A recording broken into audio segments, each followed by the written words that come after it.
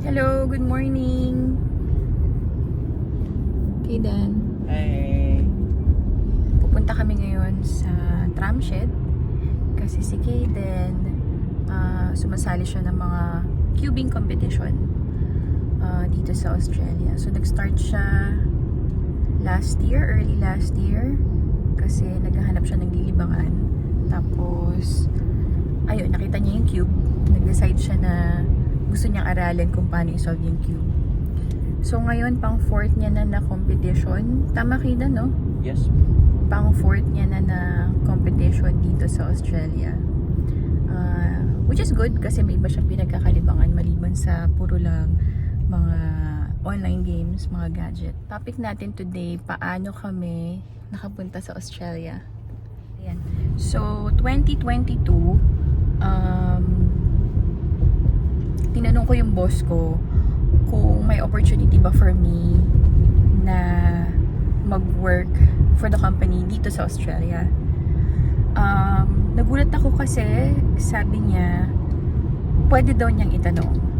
So nagkaroon ako ng a little hope. Pero hindi pa ako 100% talaga na gusto ko talagang pumunta dito. Parang tinanong ko lang, gusto ko lang magkaroon ng options at that time. Tapos after that conversation with my boss, sabi niya, kinausap ko yung husband ko kung gusto ba niya. Tapos sabi niya, pwede din daw, gusto din daw niya, pwede naman itry. Pero yun nga, hindi pa kami 100% sure at that time. And then, same year, nagkaroon ng opportunity yung husband ko na mag-business trip dito sa Australia. So, naisip namin, good opportunity din para i-check kung ano ba yung feels dito sa Australia, kung ano ba, maganda ba yung vibe, kaya ba namin, paano yung usual na araw dito sa Australia. So, September 2022, nagpunta kami dito ng husband ko. Business trip niya, sumama lang ako. 2 weeks kami noon sa Australia. Yung business trip niya, 2 weeks. Tapos, inikot lang namin yung mga usual na destinations. Ito yung mga madadali lang puntahan, yung malapit lang sa city kasi wala namang kaming kotse noon. So, nagko-commute lang kami. Tapos, naalala ko noon, one weekend, pumunta kami ng Manly Beach. Tapos, doon lang kami tumambay, nag-lunch. And then, nakita namin yung mga tao, kung paano yung buhay nila dito, kung paano yung vibe. Doon kami nag-decide na ang ganda dito, napaka aliwalas, parang laid back lang yung mga tao. Pag weekend talaga, pahinga talaga sila. Sabi namin noon, magugustuhan dito ng anak namin. So, doon na kami nag-decide na sige, i-try natin na kung ma-approve tayo na makapunta dito. Kasi syempre at that time hindi pa naman guarantee na ma-approve yung visa application, 'di ba? Mahaba pa yung process noon. So, pagdating namin sa Pilipinas, pagkabalik namin, nung pumasok na ako ulit sa work, sinabi ko na dun sa management na ready na nga kami to start. So doon na nagkaroon na ng discussions with the agency, ano yung type na visa na pwede sa akin, na visa. So dahil hindi naman ako IT graduate, ang naging pathway ko is yung working visa, yung 482 employee sponsored na visa. So ayun, so 2022 yun na nag-start na kami na talaga mag-apply na ng visa. September yun, again September siya nag-start. Tapos, na-launch yung application namin, I think November or December. And very thankful ako sa employer ko kasi, ayun, nag-agree sila to sponsor us and very supportive sila talaga. Nag-spend talaga sila ng time and effort to process yung visa. Ang pinakamahirap doon, guys, to be honest, is yung pagkuha ng OEC, yung Overseas Employment Certificate. That took a while. Mas matagal pa siya na process kesa sa processing ng visa ko. So, medyo mahabang explanation yun. So, sa mga gustong malaman kung paano kumuha ng OEC, kung dito kayo magtatrabaho sa Australia, gagawa ako ng separate vlog for that. Kasi naalala ko that time, nung naghahanap ako ng information kung paano siya i-apply, wala akong makitang step by step talaga, na detailed step by step kung paano siya i-process, tapos ano yung mga do's and don'ts. Siguro pwede ko i-share yung experience ko. Again, hindi ako expert sa pag-process ng mga visa or ng mga iba pang mga requirements. Ang ma-share ko lang is of course yung experience ko. So yun nga, so December na lodge siya. Tapos iniisip namin that time, sige, bahala na kung ma-approve siya or hindi, kung ibibigay siya ni Lord. Tapos, naalala ko, March 2023, nasa Korea kami noon. Nagbakasyon kami ng family ko sa Korea. Tapos, naalala ko pa, papunta kami noon sa yung tower, nakalimutan ko yung pangalan. Bago kami umalis ng hotel, nag-check ako ng email ko. Nakita ko nag-grant kami ng visa. So, nag-grant yung visa namin, yung working visa ko. Tapos, alam mo, mixed feelings yung naramdaman ko. And I think mixed din yung feelings na naramdaman ng husband ko.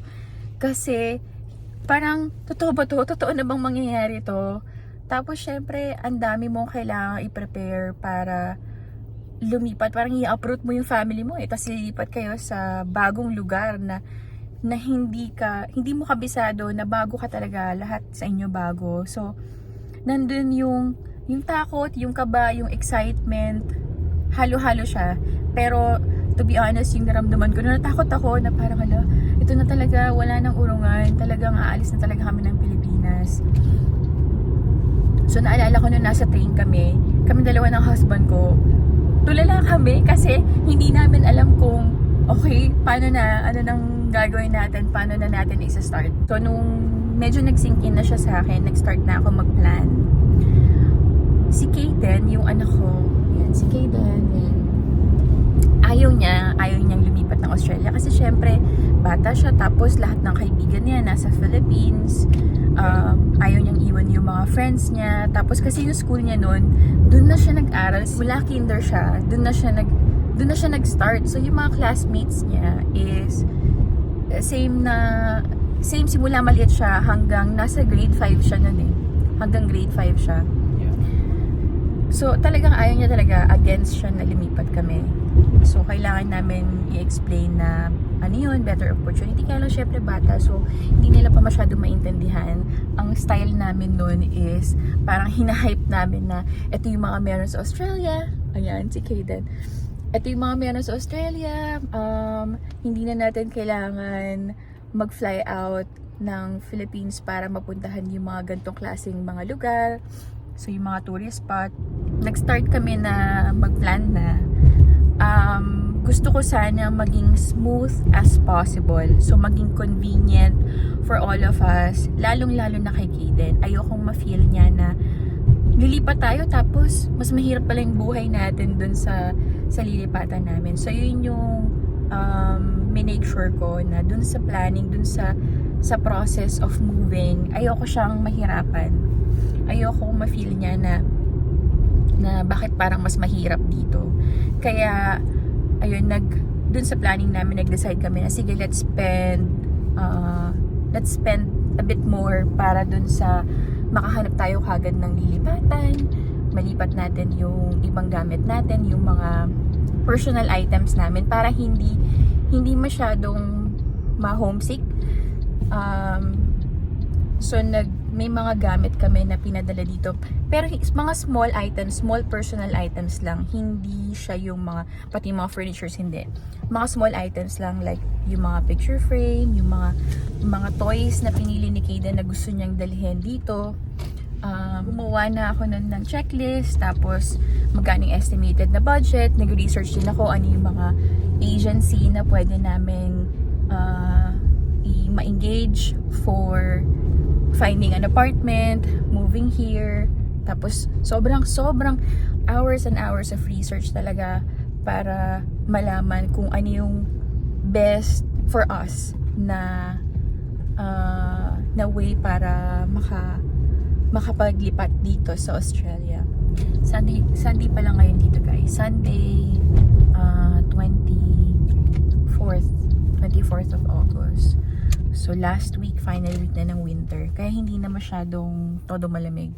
Pero malamig pa rin sa labas.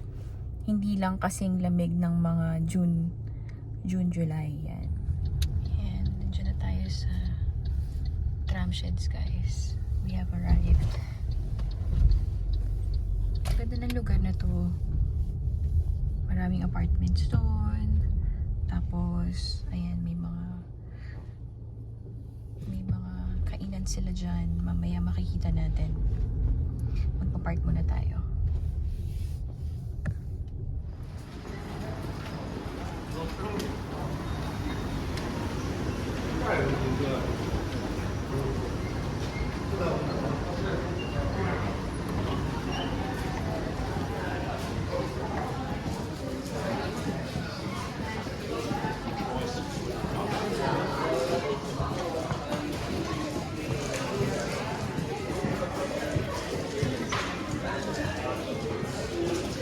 Hi guys, ayan, nandito tayo sa Sako Sushi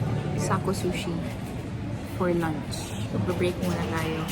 Kakatapos lang ng first event ni Kaden. Very good ka. Pasok ka din. Ano ka, top? What's your rank? More people are getting in here. So as of now, what's your rank? As of now, I'm in 20. Top 20 ka na. I'm in 20 here. That's good. So mukhang magsi-stage 2 siya or second round ng event. And guys, ikot ko kayo sa tram sheds. So, ito yung tram sheds. Dati siyang parang parking lot ng mga tram. So, ngayon ginawa na siyang mga shops. May supermarket din sa side. Ayan, tapos may mga dining options. Ayan, pie. Ito, meats. Tapos doon may pasta and pastry.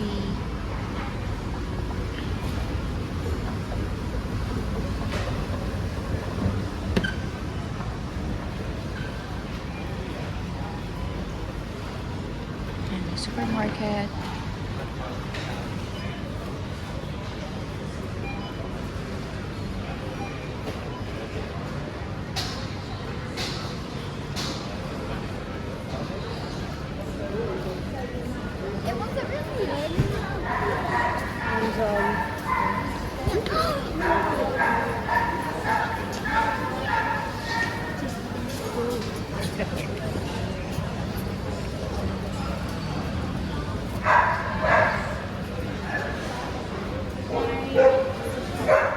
Labas tayo guys. Tingnan natin ano meron sa labas.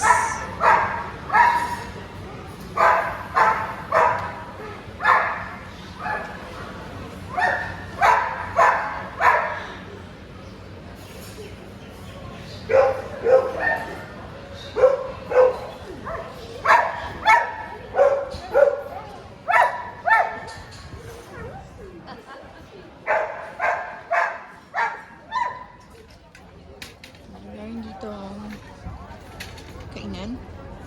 Meron sila ng mga crepes. Yan, masarap yung crepes nila dyan.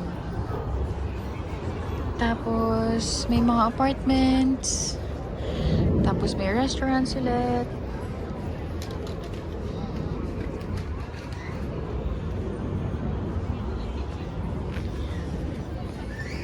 That's it. Tram sheds.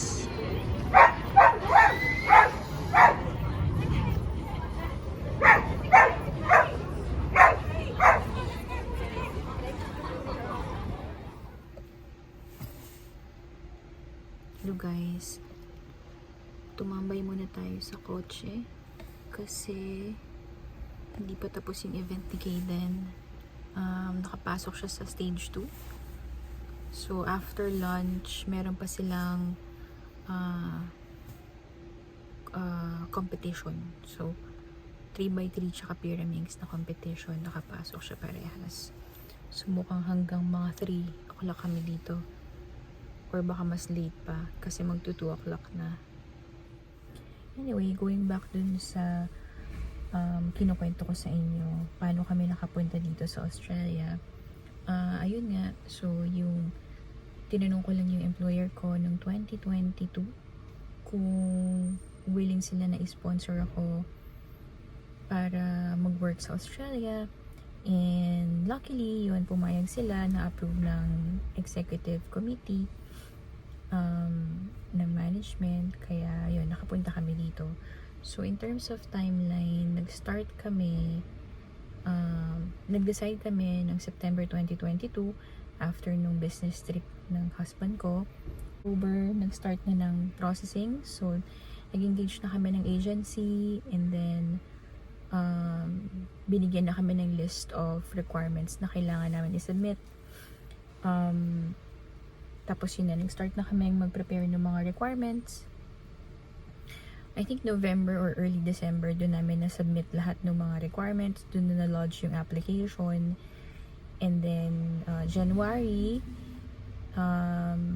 may pinapasubmit lang ulit na additional requirements yung immigration.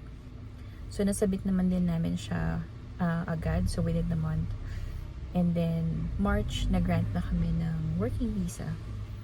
So, yun nga yung kinukwento ko, no, na March, nasa Korea kami at that time, nag-grant kami ng visa, mixed emotions. So, iniisip namin, totoo na ba to? Are we really going to Australia? I-uproot natin yung family dito from the Philippines, dadalhin sa Australia.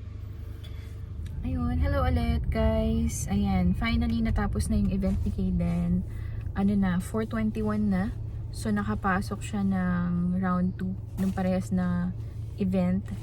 And ang final ranking niya is 19. Tama ba, Kaden? Top 19. So yun, pauwi na rin kami ng bahay.